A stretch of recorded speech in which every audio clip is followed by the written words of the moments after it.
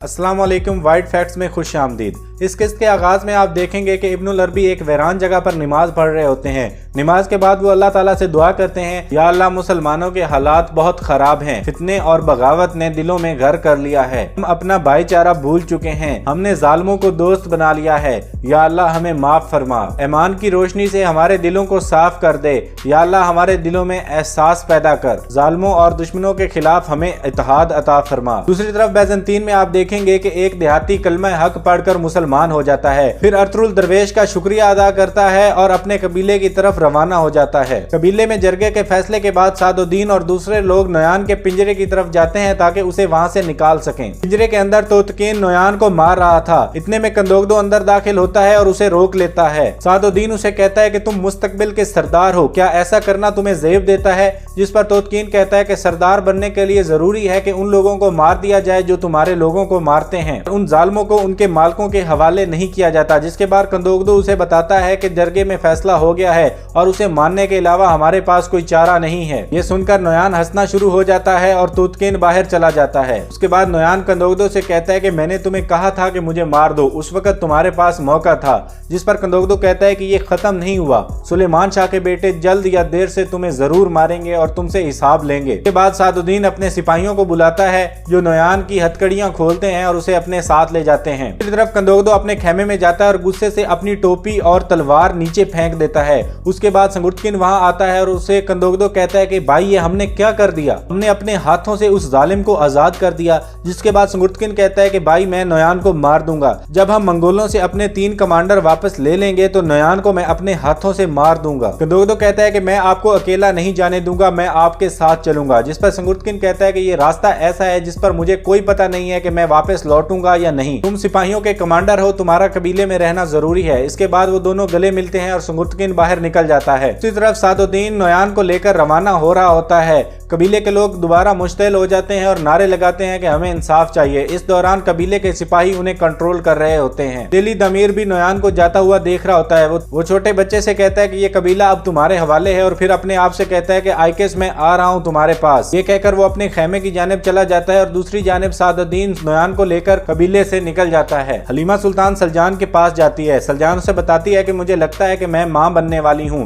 जिस पर हलीमा उसे मुबारकबाद देती है और दोनों गले मिलती हैं। दूसरी जानिब कंदोगदो हाइमा खानम के पास जाता है। हाइमा खानम कहती हैं कि नोयान चला गया, मेरे बेटे अब पहले से भी ज्यादा खतरे में हैं, हमें इसका कोई हल निकालना होगा। खानम कहती हैं संगुर्तकिन कहाँ है, मैं उससे बात करना चाहती हूँ। जिस पर कंदोगदो कहता है कि वो चला गया है वालदा।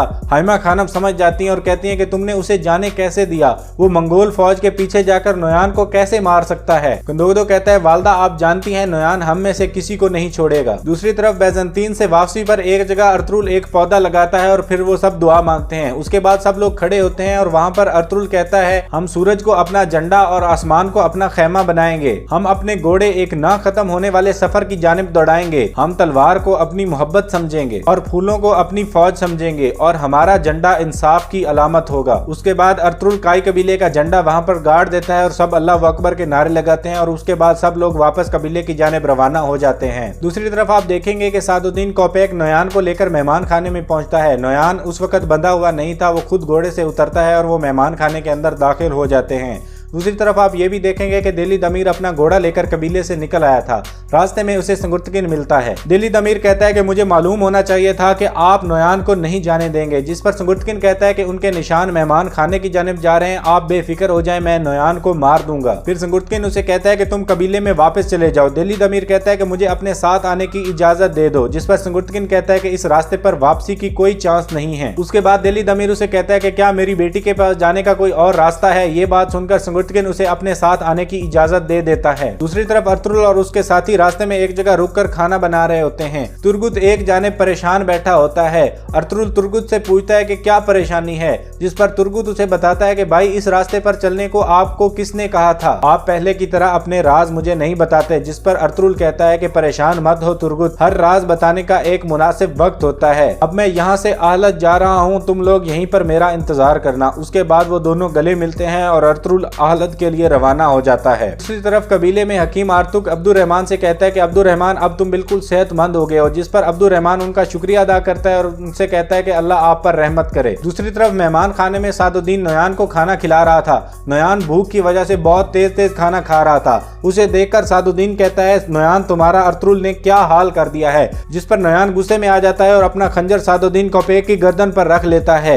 इतने में सारे सिपाही भी नोयान की गर्दन पर खंजर रख लेते हैं और इधर उधर से उसे मारने लगते हैं, जिनको सादुद्दीन कोपेक रोक देता है। इसके बाद वहां पर माहौल ठीक हो जाता है और नोयान और सादुद्दीन मुख्तलिफ मौज़ूआत पर बातचीत करते हैं। उसके बाद तानगुत एक सिपाही के साथ मेहमान खाने में पहुंचता है। तानगुत को देखकर सल्जूक सिपाही जमीन पर थूकते हैं और उसके बाद तानगुत और उसका सिपाही मेहमान खाने में दाखिल हो जाते हैं। दूसरी तरफ आप देखेंगे कि अर्तुगरुल आहलद पहुंचता है, जहां पर 3 बुजुर्ग बैठे होते हैं और वो खड़े होकर उसका इस्तकबाल करते हैं। अर्तुगरुल उनसे कहता है कि मैं हर वो चीज मुझे मिल गई है जो मैं चाहता था। उसके बाद वो बुजुर्ग कहते हैं रुको, तुम हमें ये ना बताओ बेटा। और उसके बाद वो तीनों बुजुर्ग वहां से चले जाते हैं और एक बुजुर्ग छड़ी के जरिए वहां बार दाखिल होता है। वो बुजुर्ग अर्तुगरुल से बैठने को कहता है और उसे कहता है खुश आमदीद सुलेमान शाह के बेटे। फिर वो कहता है कि अपने पाक सफर के बारे में मुझे बताओ ताकि मैं वो सुन सकूं जो तुम जैसे बहादुर से मैं कई सालों से सुनना चाहता था। उसके बाद आप देखेंगे मेहमान खाने में नोयान सादुद्दीन से कहता है कि अब तुम क्या चाहते हो, जिसके बाद सादुद्दीन कोपेक उसे कहता है कि मैं अनातोलिया का नया सुल्तान बनना चाहता हूँ। वक्त आने पर तुम मेरी मदद करोगे और जब मैं तुमसे और ओगेडे से फौज तलब करूंगा तो तुम मेरे हवाले फौज करोगे। नोयान जोर जोर से हंसना शुरू कर देता है और काफी देर हंसने के बाद कहता है कि तुम सुल्तान बनोगे। अगर तुम सुल्तान बन गए तो हम पर अफसोस है और ये दुनिया उल्टी हो जाएगी। फिर सादुद्दीन कहता है कि अपनी संजीदगी मत खो नोयान।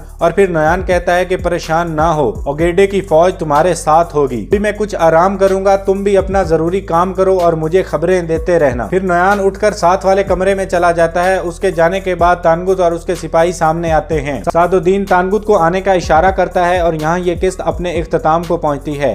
इस ड्रामे के आने वाली एपिसोड्स की वीडियोस देखने के लिए हमारे चैनल को सब्सक्राइब कर लें।